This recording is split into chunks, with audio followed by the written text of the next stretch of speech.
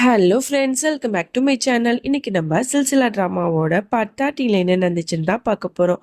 அதுக்கு முன்னாடி இந்த ட்ராமா பிடிச்சவங்கலாம் ஒரு லைக் பட்டனை தட்டி விட்டுருங்க. சரி, வாங்க ட்ராமாக்குள்ள போகலாம்.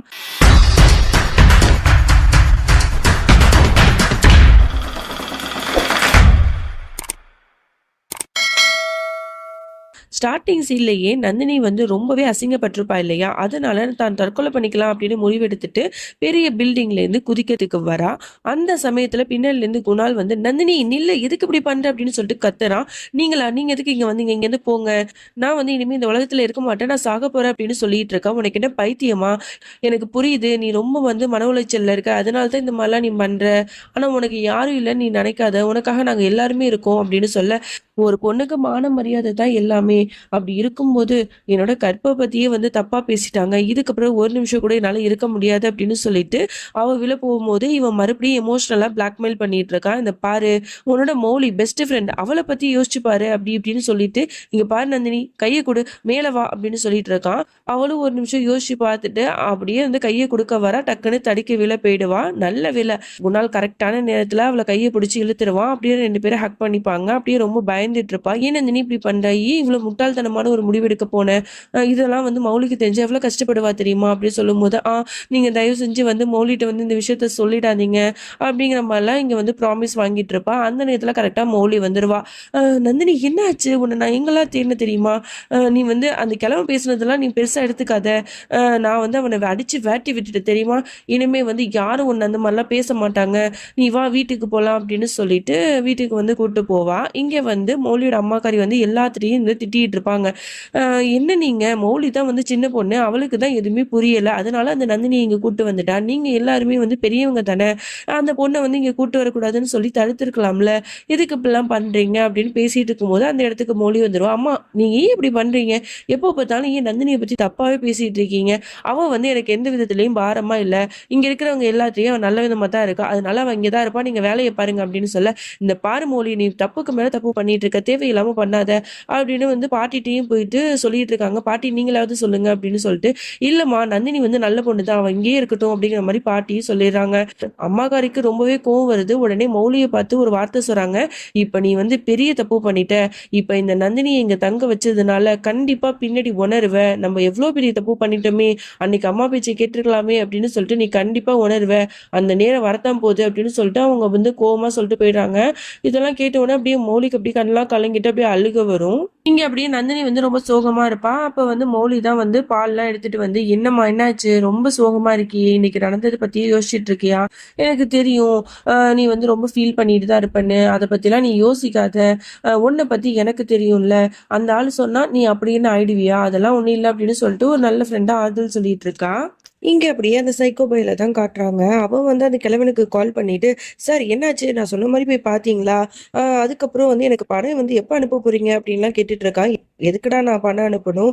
அந்த நந்தினியை அடையிறதுக்காக அவளை பார்க்கலான்னு போனா, அங்க போனதுனால எனக்கு தான் அவமானம். அந்த மௌலி எனக்கு கண்ணத்திலேயே அரைஞ்சிட்டா, இதெல்லாம் எனக்கு தேவையே, இதுக்கப்புறம் என்கிட்ட ஃபோன் பேசாத அப்படின்னு சொல்லிட்டு கோவமா வச்சிருவான். இதெல்லாம் கேட்ட உடனே வந்து, வந்த பணம் போயிடுச்சே அப்படின்னு சொல்லிட்டு இவன் ரொம்ப கடுப்புல வந்து நந்தினியோட எல்லா சாரியும் எடுத்து கீழே போட்டு ரொம்ப கோவப்பட்டுட்டு இருப்பான். அதோட இங்க மௌலியை காட்டுறாங்க. அவன் வந்து நந்தினிகிட்ட கேட்டுட்டு இருப்பான். எதா இருந்தாலும் என்கிட்ட சொல்லு. அவன் உன்னை அப்படி என்னதான் பண்ணா?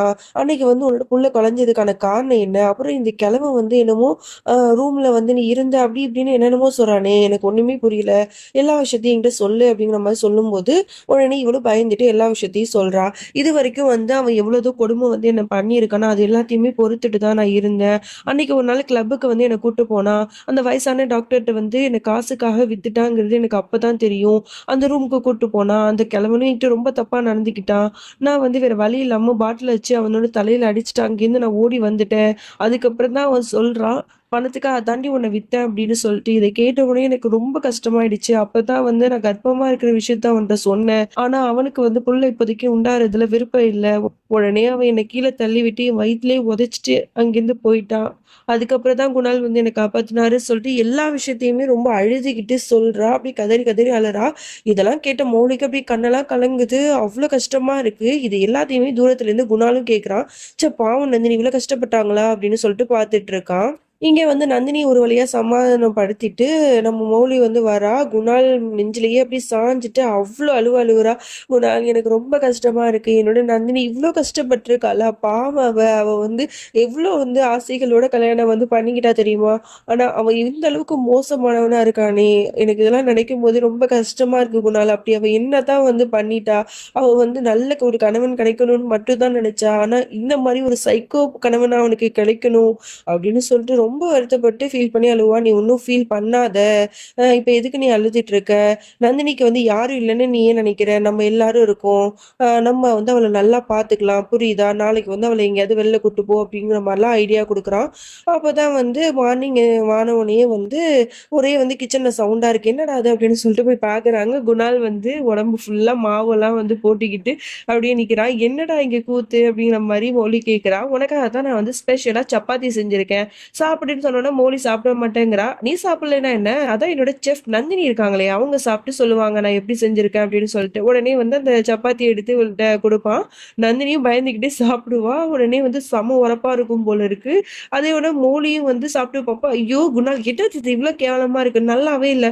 எனக்கு ரொம்ப பசிக்குது. நீ என்னன்னா இப்படி பண்ணி வச்சிருக்க. நாங்க 2 பேரும் வெளில போறோம்.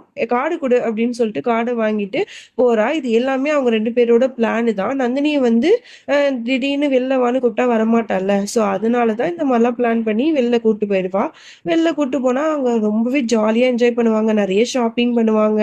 அப்புறம் வந்து பானிபூரிலாம் சாப்பிட்டுட்டு, ஹேண்ட் பேக்லாம் வாங்கிக்கிட்டு ஜாலியா வருவாங்க. அப்போ மௌலிக்கு வந்து ஒரு கால் வரும்னா, அவ அங்கேருந்து போயிடுவா. அவ தனியா நின்னுட்டுருக்கும்போது, பின்னாடிலேருந்து ஒரு குரல் கேக்குது, நந்தினின்னு சொல்லிட்டு. பயந்துகிட்டே இவ திரும்பி பார்க்குறா. அவ நெனச்ச மாரி சைக்கோ பையன் தான் அங்க நிக்கிறான். நீயாங்கிற மாரி அப்படியே பார்த்து பயந்துகிட்டு நடுங்கிட்டு நிப்பா. "என்னம்மா நந்தினி ரொம்ப ஹேப்பியா இருக்க போல. உன்னோட ஃப்ரெண்டு உன்ன ரொம்ப ஹேப்பியா வச்சிருக்காளா என்ன? சரி, சரி போதும். அவ வீட்ல வந்து நீ தங்குனதெல்லாம் வா நம்ம வீட்டுக்கு போலாம்" அப்படின்னு சொல்லிட்டு கூட்டு போவான். உடனே இவ வரமாட்டேன் அப்படின்னு சொல்லிட்டு போவா. "என்னடி ரொம்ப ஓவரா பண்றியா? பப்ளிக் பிளேஸ்ன்னு பார்க்குறேன். இல்லன்னா நடக்கிறதே வேற. வாடி" அப்படின்னு சொல்லிட்டு வலுக்கட்டாயமா புடிச்சு இழுத்துட்டு இருக்கான். அப்புறம் கூட்டம்லாம் கூடிடுது. எல்லாரும் கேட்குறாங்க, ஏன் இந்த பொண்ண இப்படி பண்றீங்க, போறீங்கன்னு கேட்கும்போது, "இந்த பாருங்க, இவ என்னோட பொண்டாட்டி. லீகலா தெரியுதா? தேவையில்லாம பண்ணாதீங்க" அப்படின்னு சொல்லிட்டு இவள வலுக்கட்டாயமா புடிச்சு இழுத்துட்டு இருக்கான். நல்ல வேளை அந்த நேரத்துல கரெக்ட்டா மௌலி வந்துருவா. உடனே இவ கன்னத்திலேயே அரைஞ்சு, "ஒழுங்கு மரியாதையா இங்கேருந்து போடா" அப்படின்னு சொல்றா. "இவ்ளோ திமிருடி உனக்கு, என்ன அறிவியா நீ? இந்த பாரு, அவ என்னோட பொண்டாட்டி. அவள நான் என் வீட்டுக்கு கூட்டு போறதுல உனக்கு என்ன பிரச்சனை? உன் வேலைய பாரு" சொல்லிட்டு கைய புடிச்சு வலுக்கட்டாயமா இழுத்துட்டு இருக்கான். உடனே இவ வந்து தள்ளி விட்டுட்டு ஃபோன் எடுத்து போலீஸ்க்கு கால் பண்ண பாக்குறா. அவன் வந்து அந்த ஃபோன தூக்கி போட்டு நல்லா மிதிச்சுட்டு, அத உடைச்சுட்டு, "இந்தா ஃபோனு. இப்ப பேசு பாப்போம்" அப்படின்னு சொல்லிட்டு அவள மறுபடியும் புடிச்சு வலுக்கட்டாயமா எடுத்து கூட்டு போறான்.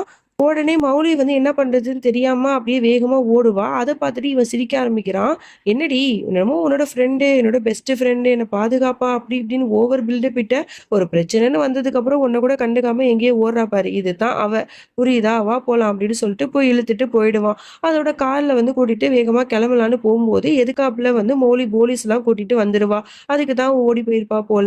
உடனே போலீஸ்காரர் வந்து கேட்கிறாரு, "ஏய் யாருப்பா நீ? தேவையில்லாம ஒரு பொண்ண கடத்திட்டு போறியா? உனக்கு எவ்வளவு தைரியம்?" அப்படின்னு கேட்க, "சார் அதெல்லாம் ஒண்ணும் கிடையாது. இவ என்னோட ஒய்ஃப் புரியுதா?" அப்படின்னு சொல்ல, உடனே மௌலி சார், "ஆமா சார் ஒய்ஃபா இருந்தா. ஆனா இப்ப இல்ல. இவன் வந்து ரொம்பவே வந்து அவள கொடுமைப்படுத்தினதுனால, அவ அவன விட்டு பிரிஞ்சு வந்துட்டா. இப்ப என் கூட தான் இருக்கா. இப்ப வலுக்கட்டாயமா அவள வந்து இழுத்துட்டு போக பார்க்குறான். நீங்க தான் காப்பாத்தணும்." அப்படிங்கிற மாரிலாம் சொல்லிட்டு இருக்கும்போது, "சார் இந்த பொண்ணு சொல்றது எல்லாமே பொய். வேணா என்னோட ஒய்ஃபையே வந்து நான் சொல்ல வைக்கிறேன்" அப்படின்னு சொல்லிட்டு நந்தினிய கூட்டு வந்து பேச வைக்கிறாங்க. உடனே அந்த போலீஸ்காரரும் நந்தினிய பார்த்து கேட்கிறாரு, "என்னம்மா இதுல யார் சொல்றது உண்மை? இது உன்னோட புருஷன் கூட நீ போறியா? இல்ல உன் ஃப்ரெண்டு கூட போறியா?" அப்படின்னு சொல்லிட்டு கேட்கும்போது, இவ அப்படியே பயந்துகிட்டு அப்படியே நடுங்கிட்டு நிக்கிறா. இவ வந்து என்ன சொல்ல போறான்னு தெரியல. சைக்கோ பையன் கூட போறாளா? இல்ல நம்ம மௌலி கூடயே திரும்பி போறாளா?